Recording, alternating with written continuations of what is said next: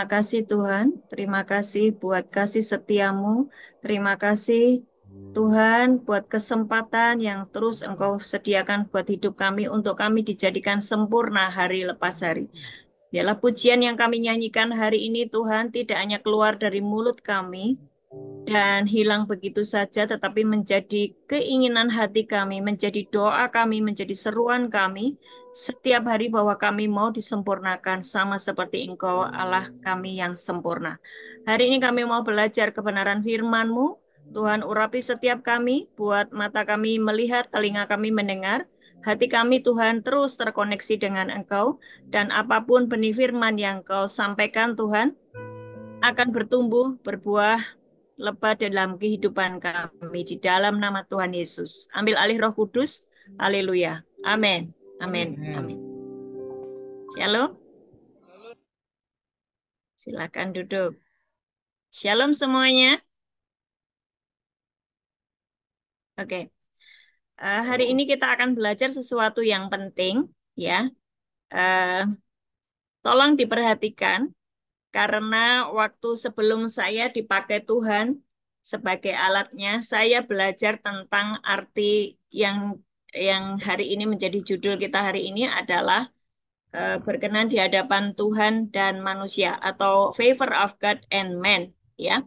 Jadi sebelum saya dipakai sebagai hamba Tuhan, ya, sebelum saya melayani kalian, sebelum saya melayani banyak jiwa-jiwa, saya belajar banyak tentang arti yang namanya berkenan. Apa? Berkenan. Berkenan. Berkenan di hadapan Tuhan dan disukai Tuhan dan disukai manusia.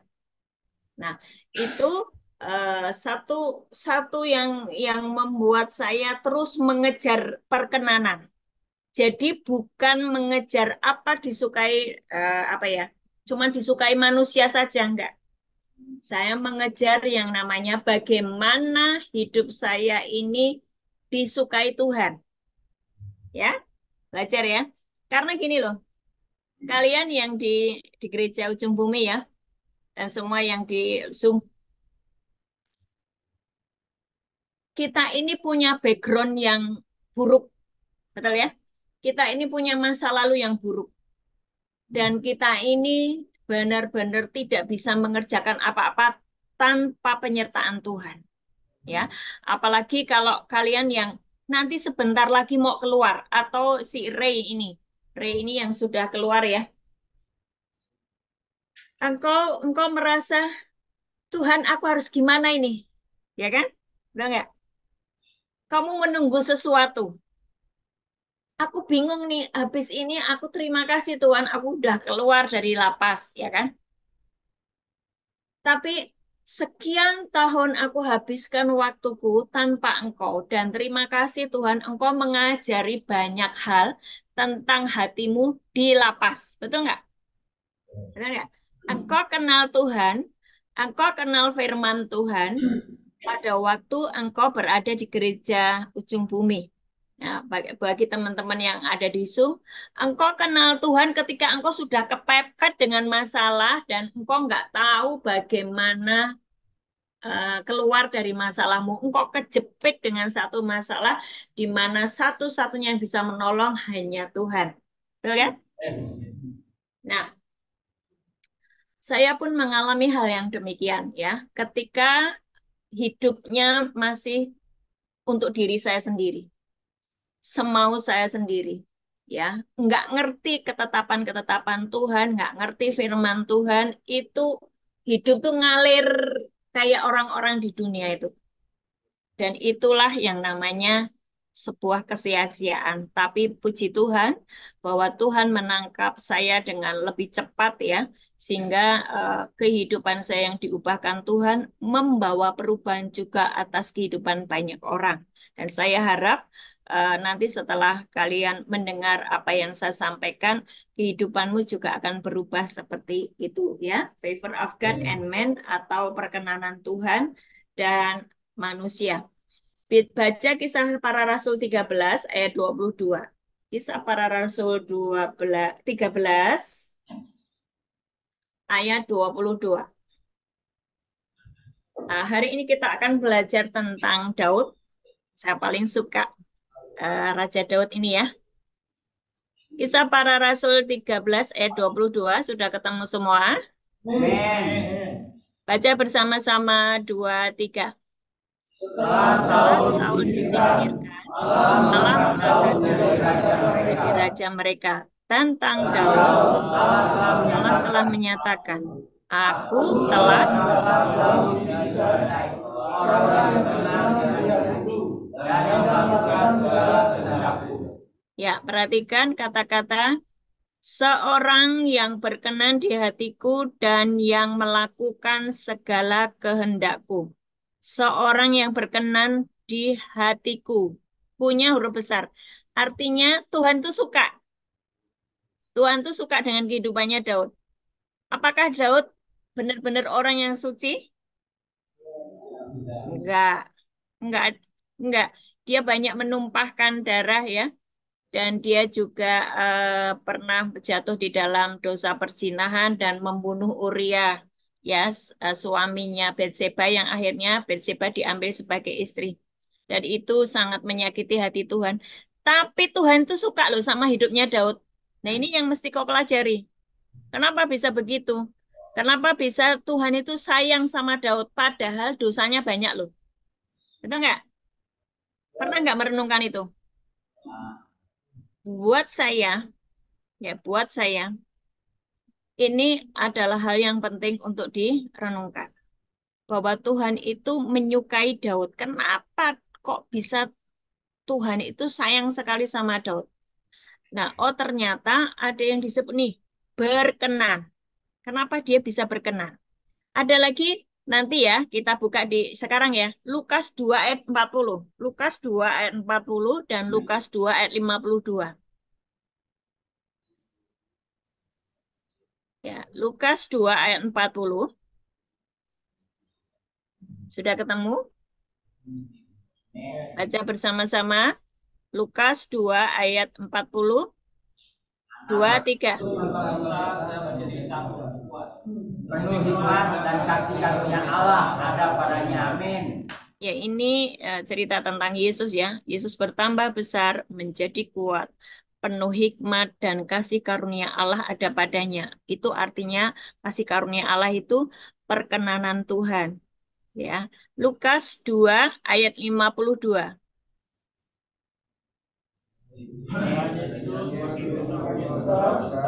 Dan bertambah hikmatnya dan besarnya, dan makin dikasihi oleh Allah dan manusia. Ya, dan Yesus makin bertambah besar dan bertambah hikmatnya dan besarnya dan makin dikasihi Allah dan manusia, yaitu favor of God and man. Dikasihi Allah dan manusia.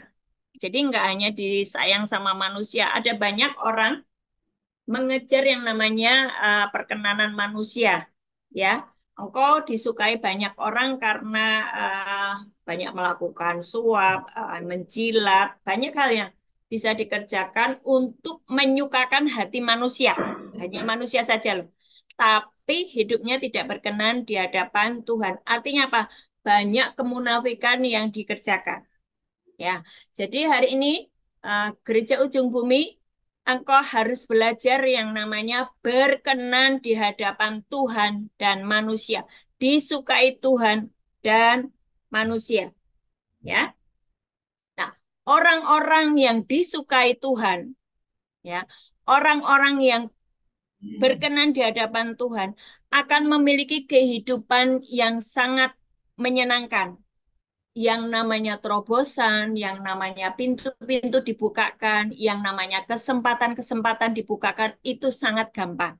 Jadi ini adalah modal utama bagi kalian yang ada di lapas. Atau Bapak Ibu yang ada di Zoom hari ini, engkau merasa engkau lagi dalam ujung tanduk, ya bisnismu macet, pekerjaanmu hancur, kemudian ada banyak hal yang kau kerjakan itu tidak menghasilkan progres.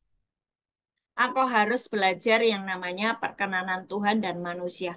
dan teman-teman di Gereja Ujung Bumi, inilah modal awal. Apa? Modal awal untuk engkau nanti keluar dari lapas sudah mempunyai yang namanya perkenanan Tuhan. Disukai Tuhan. Tuhan senang dengan hidupmu. Nah, waktu Tuhan senang dengan hidupmu, kamu keluar dari lapas, ada banyak pintu-pintu kesempatan yang dibukakan kepadamu dengan sangat mudah tanpa engkau bergumul. Ya, dengan sangat mudah tanpa engkau bergumul. Engkau disayang juga oleh manusia, orang-orang di sekelilingmu karena memang engkau menyenangkan. Ya, yang nomor satu adalah Tuhan sendiri sayang sama engkau, Tuhan sayang sama kita, kemudian pasti orang-orang juga akan menyukai kita. Ya, oke. Kenapa Daud itu memperoleh perkenanan Tuhan? Mari kita pelajari. Ya, yang pertama, catat ya. Daud itu tidak memikirkan dirinya sendiri, tetapi memikirkan hatinya Tuhan. Tapi kamu nggak bisa ngerti hati Tuhan kalau kamu nggak pernah baca Alkitab, betul kan? Kamu bisa ngerti hatinya Tuhan ketika engkau belajar firman Tuhan dari kejadian sampai wahyu, engkau baca berulang-ulang, baru engkau ngerti hatinya Tuhan. Nah, Daud ini adalah orang yang ngerti hatinya Tuhan. Dia tidak memikirkan dirinya sendiri, tetapi memikirkan Tuhan. Ya, sebelum dia diangkat menjadi raja, banyak proses yang dia alami.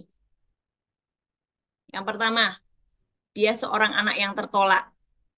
Ya, dia tidak diakui oleh orang tuanya. Karena waktu Samuel mau mengurapi Daud menjadi raja, Daud itu nggak ada di keluarganya. Ayahnya mengumpulkan seluruh anak-anaknya, tapi Daud itu nggak dipanggil. Artinya memang Daud adalah anak yang tidak diakui. Mungkin kita semuanya, kalian semuanya yang di gereja ujung bumi, engkau nggak diakui oleh keluargamu. Engkau nggak dianggap oleh keluargamu. It's okay. Tapi kalau mata Tuhan tertuju kepadamu, itu sudah menjadi modal yang utama. Ya. Yang kedua, Daud itu badannya kecil, ya, sehingga dia diremehkan waktu dia mau apa namanya mengalahkan Goliat. Kakak-kakaknya kan menghina dia. Kamu itu udah sana pulang, gitu kan ya.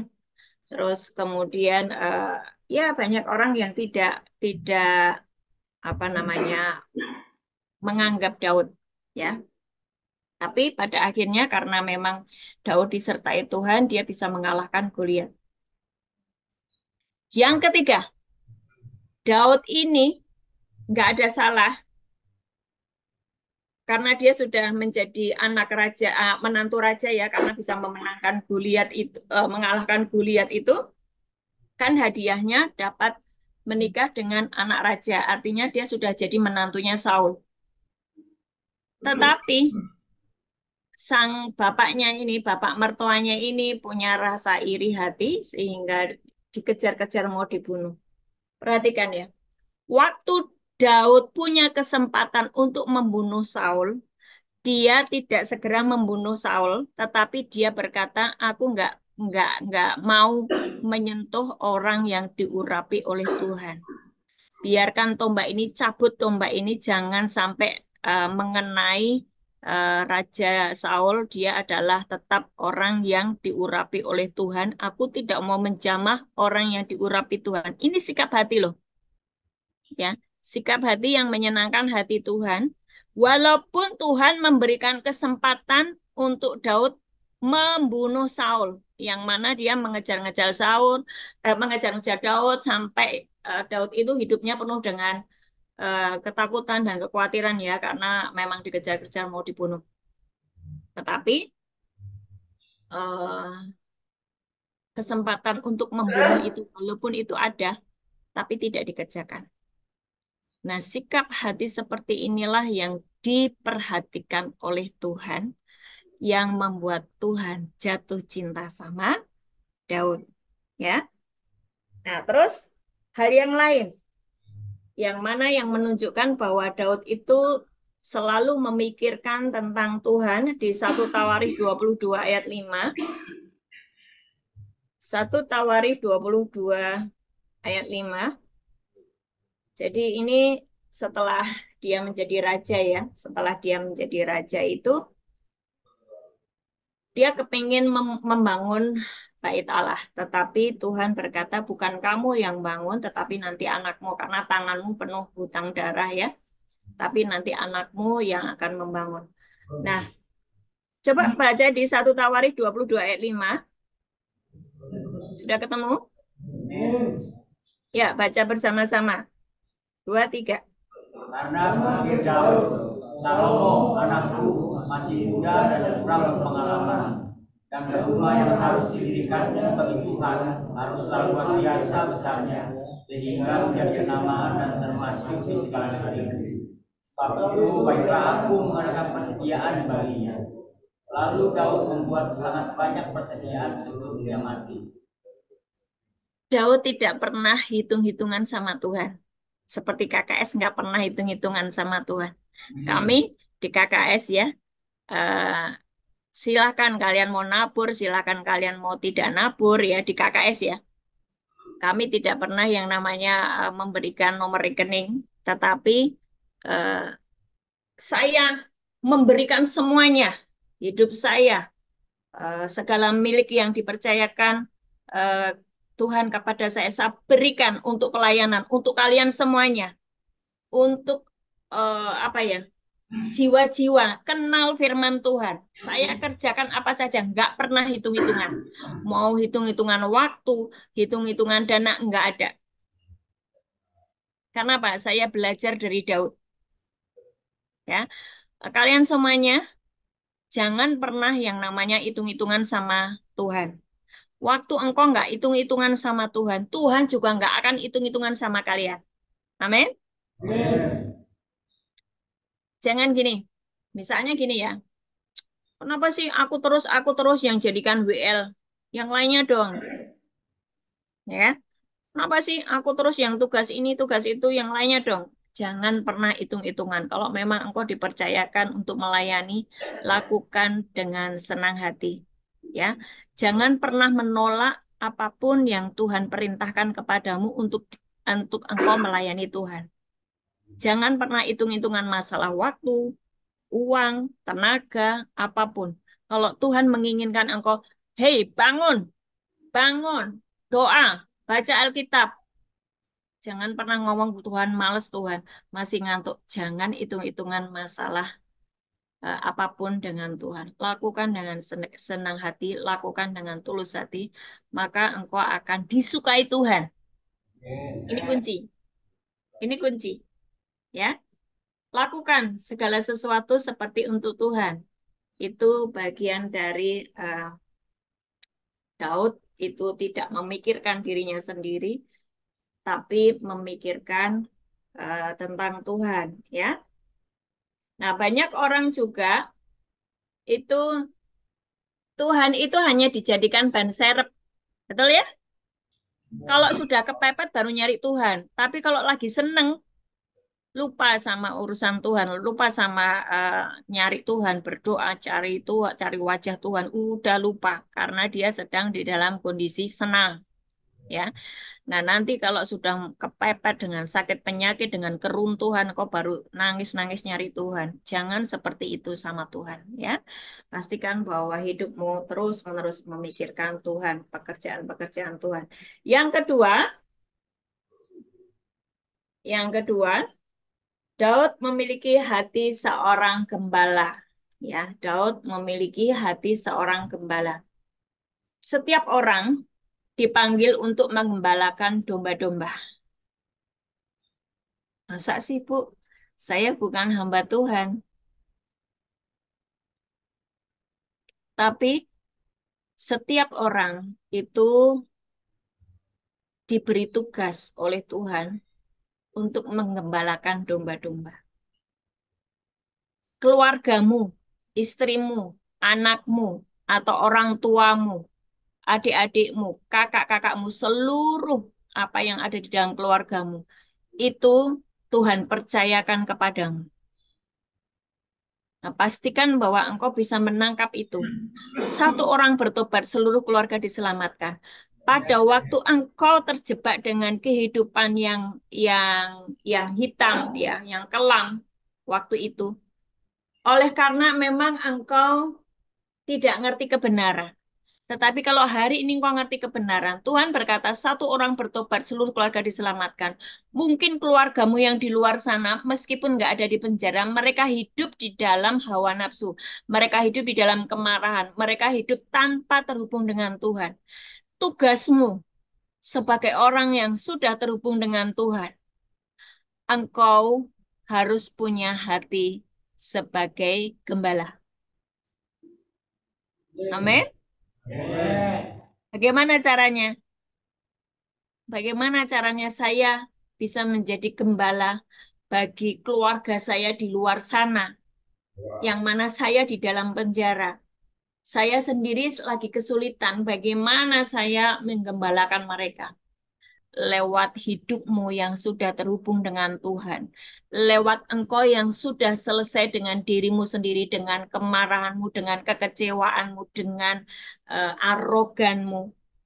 Ya, engkau sudah selesai itu.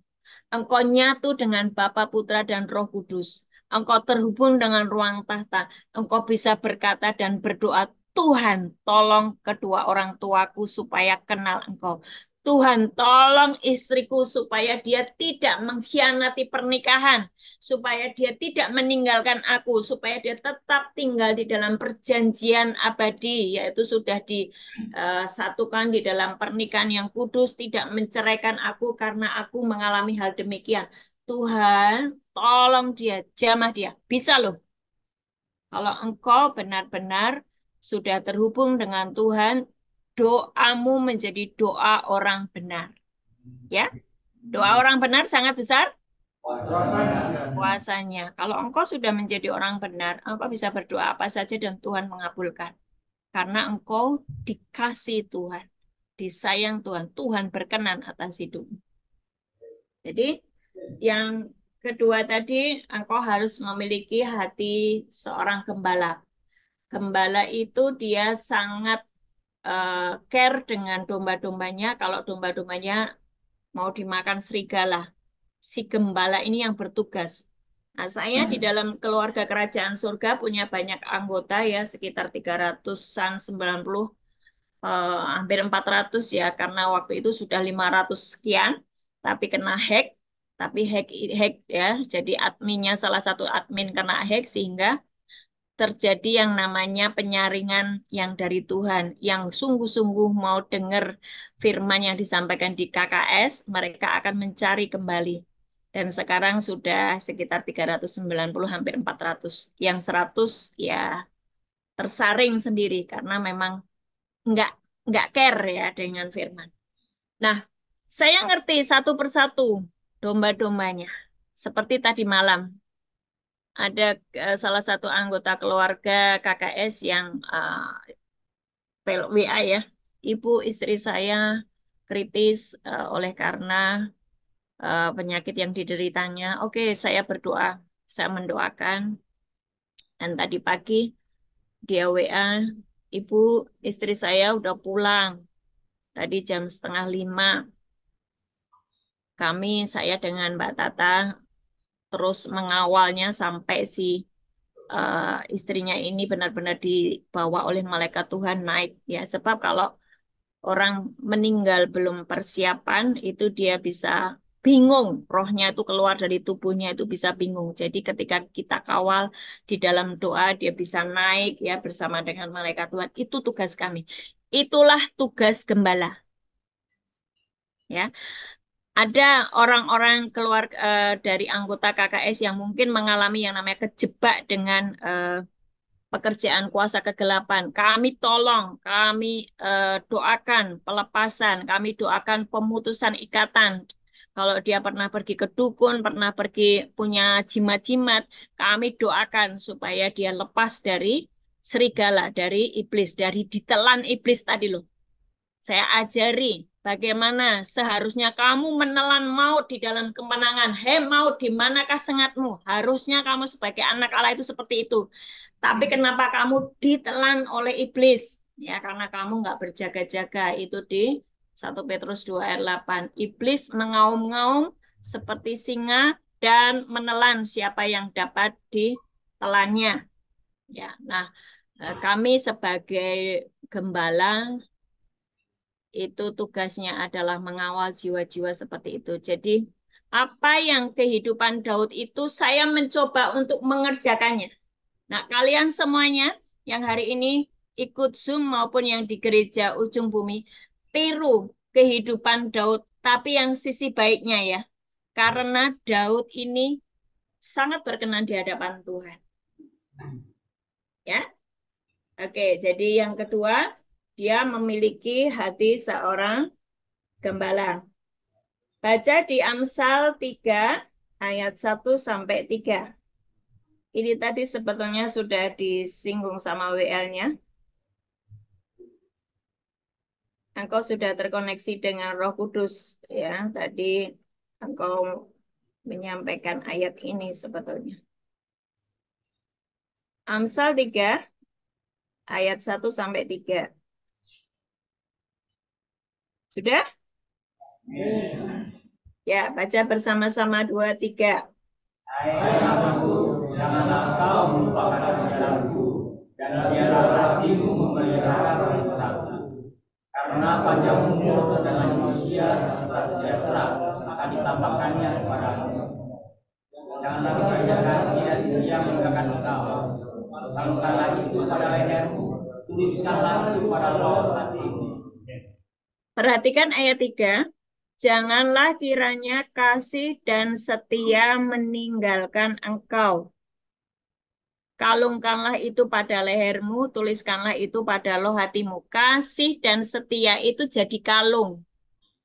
Sebagai seorang yang memiliki hati seorang gembala, dia harus memiliki yang namanya kesetiaan, loyalitas kepada Tuhan dan kepada domba-dombanya yang dipercayakan Tuhan kepadanya. Kasih setia. Ya. Ayat 4, baca lagi ayat 4. Maka Engkau akan mendapat kasih dan penghargaan dalam pandangan Allah serta manusia. Nah, waktu engkau memiliki kasih dan setia, engkau loyal, ya, engkau loyal, engkau punya kesetiaan, engkau punya kasih, maka engkau akan mendapat kasih dan penghargaan dalam pandangan Allah serta manusia. Garis bawah itu ya, pandangan Allah serta manusia. Engkau mendapatkan kasih dan penghargaan dalam pandangan Allah serta manusia itu, engkau dikasih oleh Allah, engkau dikasih oleh manusia. Bagi Bapak Ibu yang bekerja di kantor, kalau engkau punya favor of God and favor of man itu naiknya itu cepat. Karirnya naiknya cepat. Bagi teman-teman yang ada di gereja ujung bumi, kalau engkau mendapatkan favor of God and man, perkenanan dari Tuhan dan manusia, engkau keluar dari lapas dapat kerjaan itu cepat. Pintu-pintu dibukakan sama Tuhan sendiri.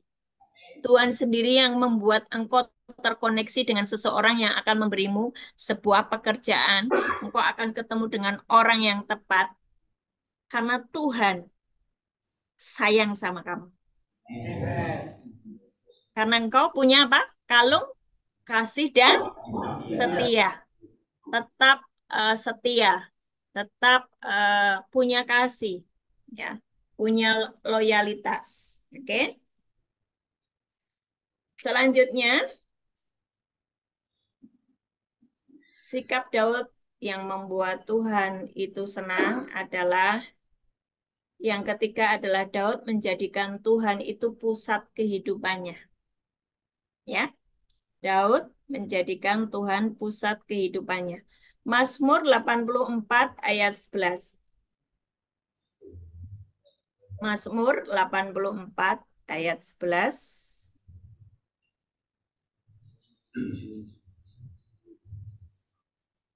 Sudah? Ketemu? Yuk, baca bersama-sama 2, 3. Sebab lebih baik satu hari di pelataranmu daripada 1000 hari di tempat lain. Lebih baik berdiri di ambang pintu rumah Allah daripada diam di kemah orang fasik. Cek hidupmu. 24 jam Tuhan kasih ke kamu setiap hari itu kau habiskan untuk apa? Waktu yang Tuhan berikan kepadamu 24 jam itu kau habiskan untuk apa? Daud memiliki kesukaan diam di pelataran Tuhan. Dia suka nyanyi, dia suka nyembah, dia kesukaannya adalah merenungkan Taurat Tuhan siang dan malam. Makanya dia bisa membuat mazmur yang sampai 150 pasal. Itu adalah karena memang kesukaannya adalah eh, menjadikan Tuhan menjadi pusat kehidupannya. Ya, itu bisa kita lihat dari seberapa banyaknya waktumu kamu habiskan dengan Tuhan. Mazmur 119 ayat 97.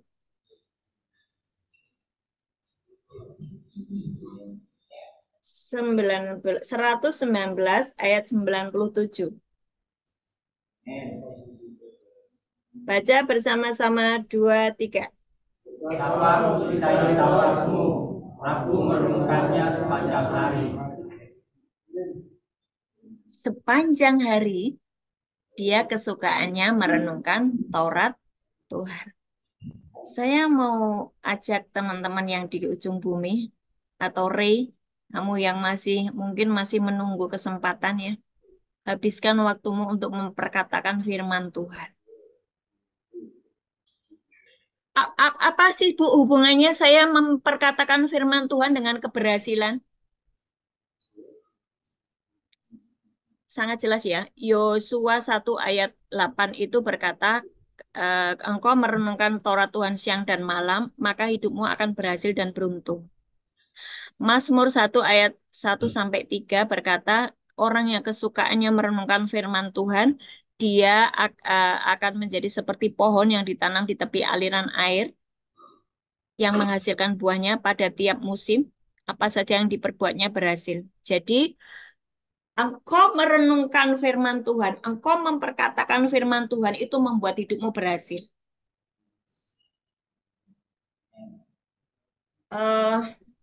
Perhatikan Yohanes 1 ayat 3. Yohanes 1 ayat 3. Ya. Yohanes 1 ayat 3 itu bunyinya apa? Sesuatu dijadikan oleh Dia. Tanpa Dia tidak ada satu pun yang telah jadi dari segala yang telah dijadikan. Ya, segala sesuatu terjadi karena Dia, karena firman. Tanpa firman tidak ada sesuatu pun yang jadi dari segala sesuatu yang telah dijadikan. Jadi bagaimana engkau menciptakan masa depanmu baik, bagaimana membuat kesehatanmu baik, bagaimana menciptakan dompetmu penuh dengan uang itu pakai firman. Kalau nggak ada firman dari mulutmu, tidak keluar firman, engkau tidak menciptakan apa-apa. Engkau bisa membuat perubahan dalam hidupmu karena engkau menciptakan lewat ucapanmu yang sesuai dengan firman. Contoh, saya menginginkan seseorang itu sembuh dari sakitnya. Saya harus punya firman yang isinya tentang kesembuhan. Saya ucapkan atas orang yang sakit tersebut dan benar-benar orang itu yang sudah koma bangkit bangun. Saya menginginkan orang yang apa namanya lagi di rundung kemiskinan itu mereka mengalami yang namanya breakthrough dalam keuangan ya, mengalami terobosan dalam keuangan. Saya mengucapkan firman tentang diberkati, tentang blessing, bagaimana supaya diberkati. Ulangan 28 saya ajari dia. Kalau dia mau mengikutinya, maka dia mendapatkan berkat. Bagaimana dengan saya? Ya tentu saja saya sudah mengalami setiap firman tadi, oleh karena itu saya ajarkan kepada banyak orang. Paham? Bagaimana saya yang orang tua saya kanker dua-duanya, ayah ibu saya itu kanker. Bagaimana supaya saya tidak mengalami kanker? Karena kanker itu kan ada gen ya yang turun ke anak cucunya. Saya berkata, semua kutuk sudah selesai atas kehidupan saya sebab darah Yesus menghancurkan kutuk di dalam kehidupan saya. Saya tidak kena kanker, saya tidak kena sakit penyakit apapun. Itu saya ucapkan. Saya mulutnya harus ada firman yang sesuai dengan apa yang saya butuhkan. Maka saya sedang menciptakan sesuatu. Paham ya? Saya harap kalian paham supaya ini bekal buat nanti kalian keluar dari lapas, kamu punya bekal itu. Ucapkan sesuatu sesuai firman, sesuai dengan apa yang kau butuhkan. Misalnya hari ini, engkau butuh pekerjaan, engkau butuh masa depan yang baik. Ucapkan firman sesuai dengan apa yang kau butuhkan. Oke? Nah, karena tadi Yohanes 1 ayat 3, segala sesuatu terjadi oleh karena firman. Jadi engkau bisa menciptakan sesuatu kalau di mulutmu ada firman. Ya. Oke, jadi apa hubungannya tadi merenungkan Taurat Tuhan dan keberhasilan? Yaitu sudah saya sampaikan ya. Yang keempat, yang terakhir ya. Masih kuat ya? Fokus ya. Yang keempat, Daud ini punya karakter rendah hati. Jadi dia mudah ditegur dan mudah diajar. Ya. Jadi milikilah kerendahan hati, milikilah eh, hati yang mudah diajar, mudah ditegur. Maka engkau akan berkenan di hadapan Tuhan. Waktu Daud jatuh di dalam dosa, yaitu merampas Batseba dan membunuh Uria, eh, Nabi Nathan datang dan menegur, dan terus terjadi pertobatan yang sungguh-sungguh atas Daud, dan itulah yang membuat Tuhan berkenan. Bedanya dengan Saul apa? Ketika Saul melakukan kesalahan, dia ditegur oleh Samuel, Saul menyalahkan orang lain. Dan dia tidak mau ditegur dan dia tetap berkeras hati. Akhirnya Saul mati dengan kondisi hati yang parah, iri hati. Kemudian matinya juga dia bunuhlah aku sebab untuk apa aku hidup ya. Suruh pengawal-pengawalnya untuk menancapkan tombak ke dalam dirinya. Artinya dia bunuh diri. Kehidupan yang sangat mengerikan ketika engkau tidak memiliki kerendahan hati.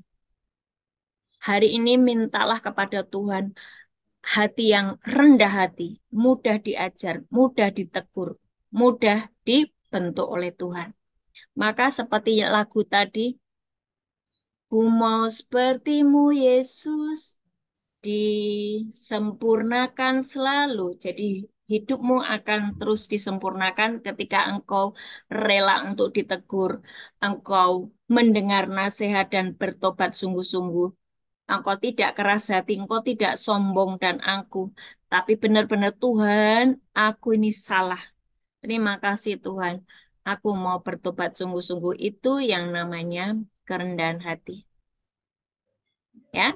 Jadi sekarang kita ulang dari awal. Kenapa Daud itu berkenan di hadapan Tuhan dan saya harap kita semua juga disukai oleh Tuhan dan nanti juga berkenan di hadapan manusia. Yang pertama apa? Daud tidak memikirkan dirinya sendiri, tetapi memikirkan hatinya Tuhan, kesukaan Tuhan apa. Yang kedua apa tadi? Daud punya hati seorang gembala. Dia punya kesetiaan, dia punya loyalitas. Enggak hitung-hitungan sama Tuhan, ya. Yang ketiga apa? Ya, Tuhan menjadi pusat fokusnya dalam kehidupan sehari-hari Daud, ya. 24 jam yang Tuhan berikan, Daud habiskan untuk merenungkan Taurat Tuhan. Apakah Daud tidak bekerja? Daud bekerja loh. Daud perang. Daud mengembalakan rakyatnya. Tapi waktu-waktu senggangnya dia tidak habiskan untuk me time. Ya, merokok sambil ngalamun, sambil berimajinasi. Enggak. Tapi pikirannya dia disiplinkan dengan firman. Dia habiskan waktunya bersama dengan firman. Yang keempat apa? Ya, rendah hati dan mau ditegur. Itulah 4 hal yang membuat Daud itu disukai oleh Tuhan dan disukai oleh manusia. Saya harap ini juga akan menjadi bahan perenunganmu supaya engkau disukai Tuhan, hidupmu mengalami progres, mengalami kemajuan yang ajaib ya, karena engkau disukai Tuhan, Tuhan berkenan atas hidupmu, dan pasti engkau akan disukai oleh banyak orang. Tuhan Yesus memberkati.